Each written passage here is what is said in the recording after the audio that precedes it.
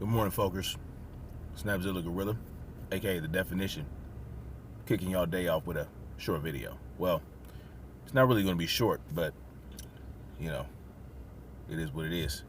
So,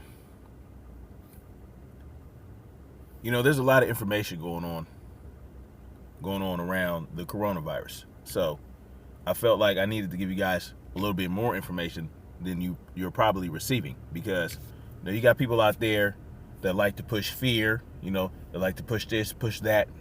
And, when they're pushing fear and people are reacting and panicking when people should already be 24/7, 365 days out of the year, preparing for any eventuality, preparing your body, preparing your home, preparing your bug out bag, preparing your bug out location. If where can you bug out to if it's not safe to be in your house, to hole up in your house? So people aren't doing these things already, and that's why people are panicking, because they don't have the preparation going on. They don't have things already laid out. They don't already have a plan. So when people don't have a plan for any eventuality, and one of those eventualities come about, shit gets haywire. And so people feed on that. People feed on it, and they push fear, and it drives their numbers, whether it be money-wise or whether it be views on YouTube, Instagram. They're going to push fear and sensationalize because they want that following to grow, okay? And then they get mad at you when you call them out. But look, the thing is, this thing is real. The COVID-19. It's real, but it's always been.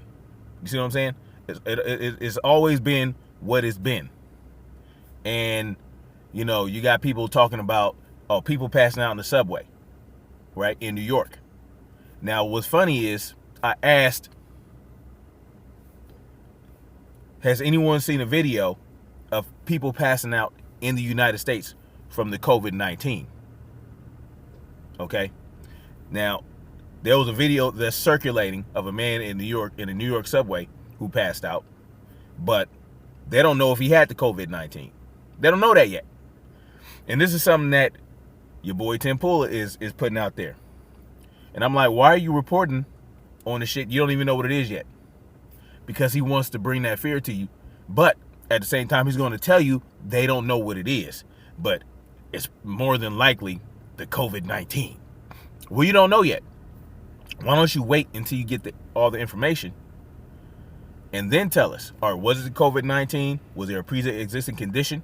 And then he talked about a young woman who was 39 years old in Louisiana who died. And because she told her boyfriend she felt something in her lungs. Okay. She died. She had the test taken. I think she's a healthcare worker. She worked at the hospital. Okay. They wouldn't test her because, of her age and all that other stuff. She was 39 years old and seemingly all otherwise healthy. So she ended up dying, and she was found dead in her house. They took the test finally, right, like a week before she died, but the test was delayed, and they still don't know what she died from, or they still don't know she had COVID-19. She died, and the test hadn't come back yet, but people are reporting on shit like this. You know what I mean? Like, it's to drive fear. It's to bring awareness to a point where people are just, they don't want to do anything with their life. They don't want to live life. They don't want to go outside. They don't want to do this. They don't want to do that. Then you got people, it's just, listen, all these precautions we're taking, all these things that the government's doing, let's separate that. All the precautions we're taking because of COVID-19, the storing of food, the storing of toilet paper, the storing of anything, that should have been going on year round, little by little. Every time you go shopping, you get a little extra. I don't eat canned food. But when I go to the store, I get some canned goods because guess what?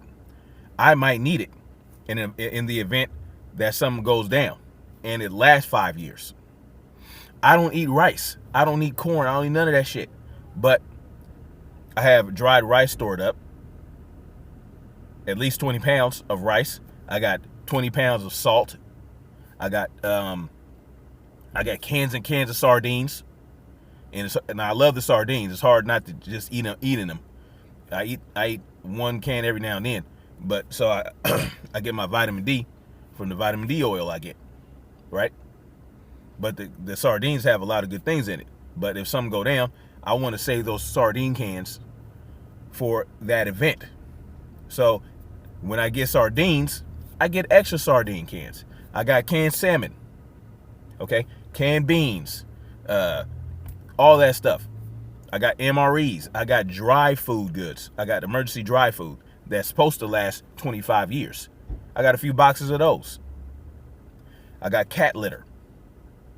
Okay, emergency toilets, a solar shower that you hang out in the sun and it gets warm.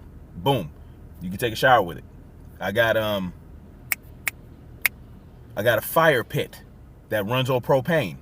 I got a bunch of propane tanks, little tiny propane tanks that you get at Home Depot for $1. Stack up on that type of shit. And so the fire pit is for when you don't have any power and you need heat and you need to be able to cook. And the propane is very convenient. You don't have to start a fire if you're in the middle of the urban city. You don't really want to be starting too many fires because that shit can spread. Okay. Same thing with the woods. So I got a fire pit. I got 4 go bags, 2 in each vehicle. Okay. I got in that go bag, it's 3,000 calorie food chunks, about like that. Look like a block of cheese. Pouch water in pouches. Medical kits all up in that. I got a huge deluxe medical kit that has sutures and all kind of shit. Learn how to suture. If you don't know what that is, learn how to give stitches.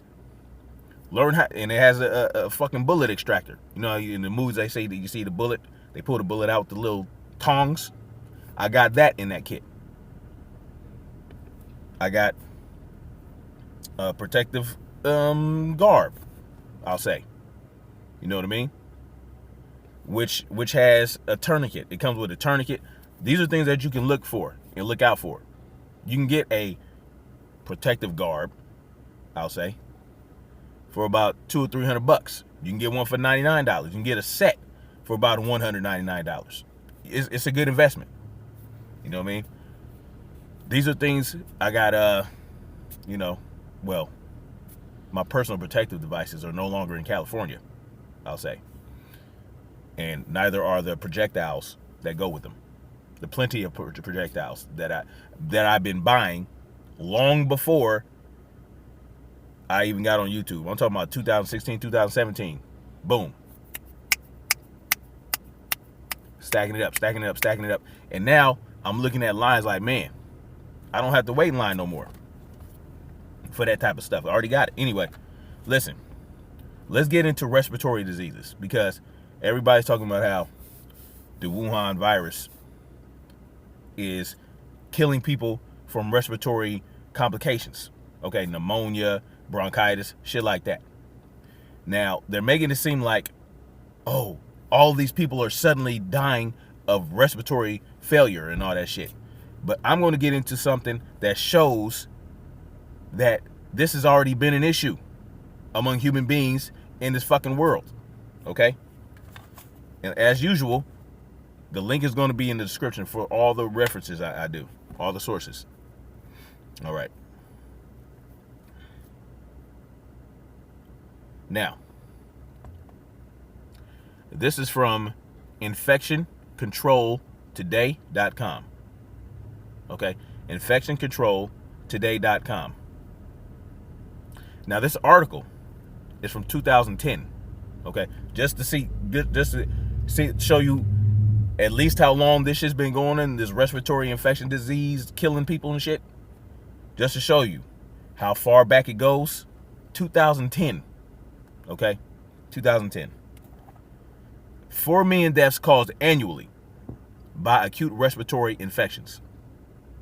4 million annually. Acute respiratory infections, a disease group that includes pneumonia, influenza, and respiratory syncytial, whatever, virus. Respiratory syncytial, syncytial, that's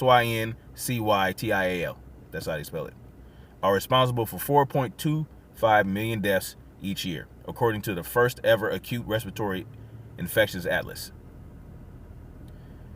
Published today by World Lung Foundation, ARIs are the third largest cause of mortality in the world and the top killer in the low-middle income countries. Compared to the illness and the mortality they cause, ARIs receive a fraction of government, donor agency, and philanthropic work. We know that at least 4 million people die from ARIs, yet the global health community does not even recognize them as a distinct disease group until now. And they're only focused on one cause of that disease, the COVID-19. But this has been going on for years and years and years. 4.9 million people, over 4 million people die from acute respiratory infections every year across the world. All right. We know, yeah, so. And that was from Peter Baldani, CEO of the World Lung Foundation. The goal of the Acute Respiratory Infections Atlas is to demonstrate in vivid detail the scale of the problem and to kickstart a serious conversation about addressing it. With relatively modest resources, the means are available to save millions of lives. We simply need commitment, sound policy, and strategic investment. Sounds like somebody's been already trying to save people from acute respiratory infections, and no one's listening to this guy. No one's listening to this organization that's keeping track of this stuff and saying, look, we don't need a lot to prevent this stuff. We just need to do something about it. But now they want to do something. Now they want to put your ass in the house and say, stay there. Shit's been going on for how long? This is a 2010 article. Imagine that. Imagine that. What? Collectively, ARIs cause at least 6% of the world's disability and death, according to Atlas. These deaths occur overwhelmingly in the world's poorest countries, where the drivers of ARIs, including malnutrition, pollution, overcrowding, and tobacco use, are the most prevalent. And who's dying the most from the COVID? People who smoke. How many people smoke in Italy? How many people smoke in China? You know what? I'm going to look that up too. Because what I'm going to do, I'm going to break this video up in parts because I have more things to show you guys. So I'm probably going to go to 2 sources at a time, cut the video, and then come back later to do the video and pick it back up again. So you'll see shit. I'm going to give you the information. Okay. In countries such as Mali, Afghanistan, Sierra Leone, and Niger, the death rate from ARIs alone is 10 times higher than the global median death rate from all causes. No one gives a shit about those countries. The Atlas presents other arresting effects. The death rate from pneumonia is 250 times higher in low-income countries than in high-income countries. Every year, 3 million to 5 million people globally got severe infections, and as many as 500,000 people die. And this is as of 2010. RSV is the most common source of severe respiratory illness in children, yet no vaccine is available. So what? Don't need one. 3 million hospitalizations result in RSV, and mortality is 7 times higher in the developing world. RSV. Yeah. Yeah. ARIs take the heavier toll on vulnerable populations, such as those infected with HIV. ARIs are the leading cause of illness and death in children worldwide, according to the Atlas. Malnutrition in utero, during infancy, in early childhood is a major culprit. The impaired development of fully functioning immune system makes young children particularly susceptible to ARIs. What is the common thread here in regards to these deaths or these diseases? The immune system, compromised immune systems. That is the common thread. So when you look at it, it's not really the virus. The virus is only kickstarting the death. But what else is involved in the death is the lack of the strong immune system, okay? And other environmental factors, malnutrition, okay? Other diseases, things like that. Those are great contributors to these deaths, okay? Let's keep moving. 20% of the 14% of all child hospitalizations can be traced to ARIs. Pneumonia alone accounts for 20% of all pediatric deaths around the world. 1.6 million in 2008. By contrast, 732,000 children die from malaria and 200,000 from AIDS, HIV each year. RSV kills at least 66,000 children annually, and perhaps as many as 199,000 people total. According to the Atlas, only 1%, US 32 million, of all pharmaceutical research development funding was spent on research development for ARIs in 2007, compared to the US 1.1 billion spent on HIV-related research. So you see what's going on here? Now let's talk about the strategies for reducing ARIs that are within reach. Some are low cost and can be implemented immediately. Others require long-term efforts. Among strategies described in the Atlas, distribute effective nutritional supplements, not expanding vaccines programs, no. Decimate public awareness campaigns. Reduce tobacco use, address the shortfall of 4.25 million healthcare workers needed to help vulnerable populations. So they need more healthcare workers. Improve access to lab testing and inexpensive diagnostic tests. Find more efficient ways to manufacture vaccines and strengthen the distribution. No, Pen. Introduce safer cooking and heating alternatives. You can prevent it with all this stuff and more, minus the vaccines, okay? The vaccines don't do nothing but put the shit into you, okay? With an adjuvant that excites your immune system to attract it to it, because your immune system isn't getting a heads up because it's not going through all the immunoprocesses. It's being introduced immediately into your bloodstream, which is a problem, okay? Which is a problem. So anyway, that's what I got for that. So we're going to move on. Or you know what? I got to get out of here. And I'll come back in a couple hours to give you some more. Give you some more. Give you some more. All right. So anyway, y'all see where I'm at with this, man. I'm about putting real information out there, okay? From sources these people like to use to spread fear to you. Respiratory illnesses have been killing people for a very long time. Okay? COVID-19 is not, it's a name they give a disease. And I'm going to get into that too. I'm going to get into how, what a virus actually is. And, from my understanding, and how they test for these viruses, what they do to find out if there's a virus inside of your cells or whatever the case may be. So we're gonna get into that later on. All right, holla at your boy. Y'all stay up, stay safe, and don't live in fear. Do not let fear rule you. Use fear as a tool to heighten your awareness, but don't let it panic you. Peace.